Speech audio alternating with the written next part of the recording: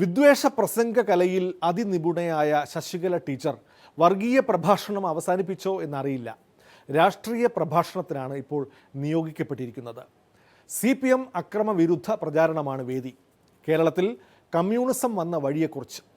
അപ്പൊ ആട്ടിൻതോലിട്ട ചെന്നായി ഇപ്പൊ അതിന്റെ തനി സ്വരൂപം കാണിക്കുന്നു. അപ്പോഴാണ് നമുക്ക് തിരിച്ചറിഞ്ഞ് നമ്മൾ ഇതുവരെ ചെന്നത് ആടിന്റെ അടുത്തല്ല, ഒരുപക്ഷെ നീലച്ചായത്തെ വീണ കുറുക്കനെ പോലെ ഇതെന്തോ ഒരു പ്രത്യേക ജീവിയാണ് എന്ന് മലയാളി തെറ്റിദ്ധരിച്ചു പോയി.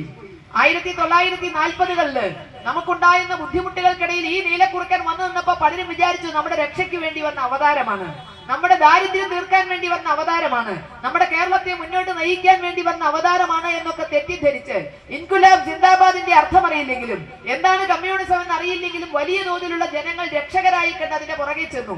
അവിടെയാണ് ആ നീലക്കുറുക്കൻ വിജയിച്ചത്.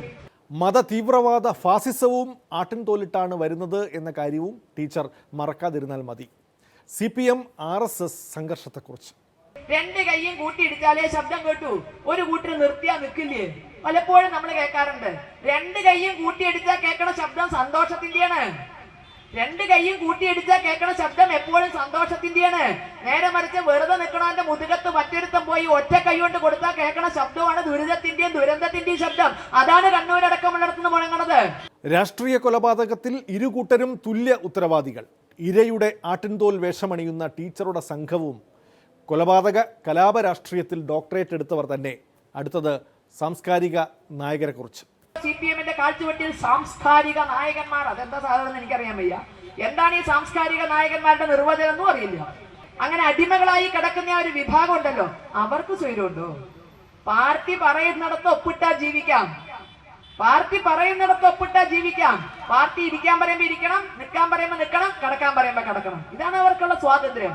എപ്പോഴെങ്കിലും അല്ലാതെ ചിന്തിച്ചാൽ, ഇടതുപക്ഷത്തിന് വേണ്ടി മാത്രം ചിന്തിക്കുന്ന തലയും പറയുന്ന നാവും എഴുതുന്ന പേനയും ആയിരുന്നു അല്ലെ ഇവിടെ പലർക്കും ഉണ്ടായിരുന്നു. നമുക്ക് വളരെ വ്യക്തമായി അറിയാം. അത്തരത്തിലുള്ള അനുഭവങ്ങൾ കിട്ടിയ പലരും തിരിച്ചൊന്ന് പറഞ്ഞപ്പോൾ, തിരിച്ചെന്തെങ്കിലും ഒന്ന് പറഞ്ഞപ്പോൾ ഏത് രൂപത്തിലാണ് അവരെ ആക്രമിച്ചത് എന്നുള്ളത് നമ്മൾ എല്ലാവരും കണ്ടതാണ്. അതിൽ ഏറ്റവും നല്ല ഉദാഹരണമായിരുന്നു സക്കറിയ. ടീച്ചറുടെ സംഘത്തിന്റെ കുതിരകയറ്റം ബഹുമാന്യനായ MD-യോട് വേണമായിരുന്നോ എന്ന് പള്ളിക്കൂടത്തിൽ പിള്ളേരെ പഠിപ്പിക്കുന്ന ടീച്ചർ പറയേണ്ടതായിരുന്നു. ഇനി CPI-ക്ക് ടീച്ചറുടെ ഉപദേശം. CPM എന്ന പാർട്ടിയുടെ അക്രമം ഞങ്ങൾ നേരിട്ടിട്ടില്ല. അങ്ങനെ പറയാൻ പറ്റുന്ന ഒരു പ്രസ്ഥാനം ഇവിടെ ഉണ്ടോ?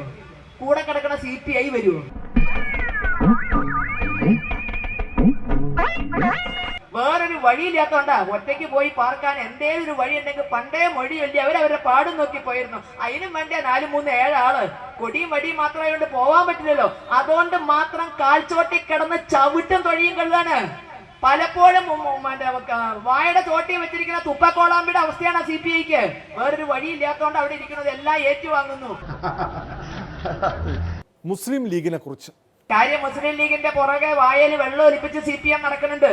കായലരികത്ത് വളയെറിയുമ്പം വളകിലിക്കണ സുന്ദരി പെണ്ണുകെട്ടിന് കുറിയെടുക്കുമ്പോ ഒരു നറുക്കിന് ചേർക്കണേന്ന് പറഞ്ഞ ഈ മുസ്ലിം ലീഗിന്റെ ചിഹ്നം കണ്ടില്ലേ? കോണിയ.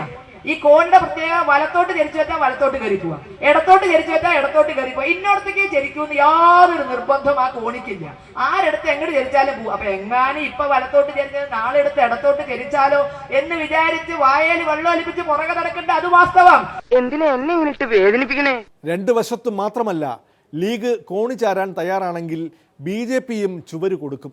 ബദ്ധശത്രുക്കളായ PDP-യെ കാശ്മീരിൽ വരിച്ചതുപോലെ.